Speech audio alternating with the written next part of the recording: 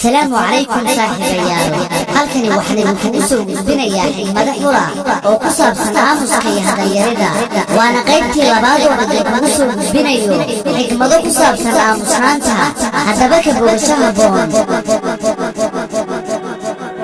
mararka qaar waxaynu u baahan nahay inaynu aamusno in badan si aynu u dheerno wasaqda hadalka dadku ma gartaan macaanka aamusnaanta in badan maxaa yeelay markay duruustu kugu qasbayso inaad aamusto waxayba moodayaan inaadan bajeclayn iyaga aamusnaantu waa saaxiibka keliya aanan weligiisa ku qiyaamaynin afkaaga u adeegso laba shay waana aamusnaanta iyo dhoola cadaynta maxaa yeelay dhoola cadaynta waxay xal u tahay dhibaatooyinka halka aamusnaantuna ay tahay doontii looga gudbi lahaa mushkiladaha haddii uu aadanuhu rabitaankiisa aamusnaantu ay u ahaan lahay sida ay hadalka u rabaan oo kale caalamku wuxuu ahaan lahaa meel aad u qurxoon waxaan helay in aamusnaantaydu ay tahay mid aan ka taajiro kadibna waan joogteeyey haddii aanan aamusnaantayda faa'iido ka helinna ma ihi mid ku khasaara aamusnaantuna wax kale ma aha ee waa mid ay ku taajiraan raggu kan ku taajirana wuxuu ka sara marayaa mid kastoo taajira haddii uu hadalku ka samaysan yahay qalin aamusnaantuna waxay ka samaysan tahay dahab aamusnaantu waxay daawo u tahay carada iyo xanaaqa xilliyada qaar waxaa laga yaabaa in aamusnaantu ay kugu reebto raadad uusan awoodin inuu hadalku kugu reebo waxaan go'aansaday inaan aamuso welibana aamusnaan ay ku dheehan tahay xigmad balse ogow qof kasta ma awoodo aamusnaan xigmadaysan aamusnaantu waxay u baahan tahay inaad hibo weyn u lahaato ee ma ahan wax iska sahlan barashadeedu waxaa baaqi ahaanaya aamusnaanta oo waxay noqonaysaa jawaab midda ugu fiican marka ay meeshu ka maqan tahay falcelinta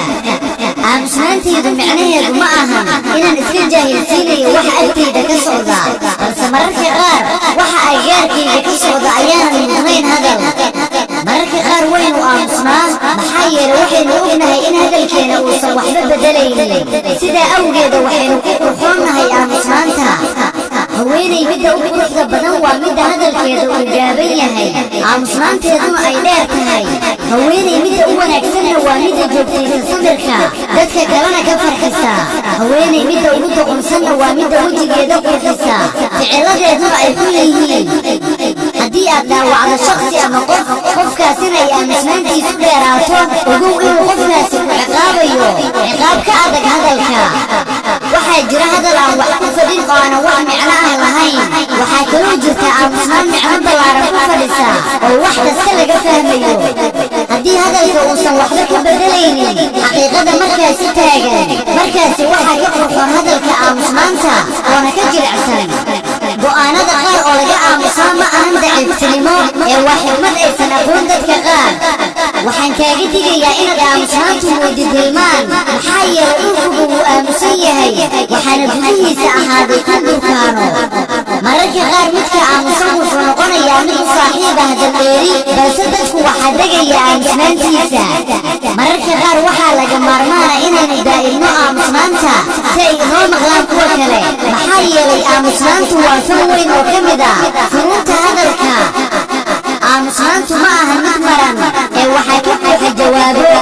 waxaan gartay macaanka aamusnaanta kuwa hadlayana maysan garan qaraarka uu leeyahay hadalku sidaa awgeeda waan aamusay dadkoo hadlaya haddii ay dadku ku faanaan quruxda hadalkooda adigu waxaad ku faantaa quruxda aamusnaantaada waxyaabaha ugu adag nolosha waxaa ka mid ah in aamusnaantu aynu ku burburino kelimado kadibna kelimadihii iyo aamusnaantii aynu isku burburino kelimad kasta ama hadal kasta wuxuu leeyahay raadraac sidoo kale aamusnaan kastana waxay leedahay raadraac waxaa jirta aamusnaan cajiiba suurtagalna aysan inoo ahayn inaynu soo muujino si kastaynu u xanuunsanayno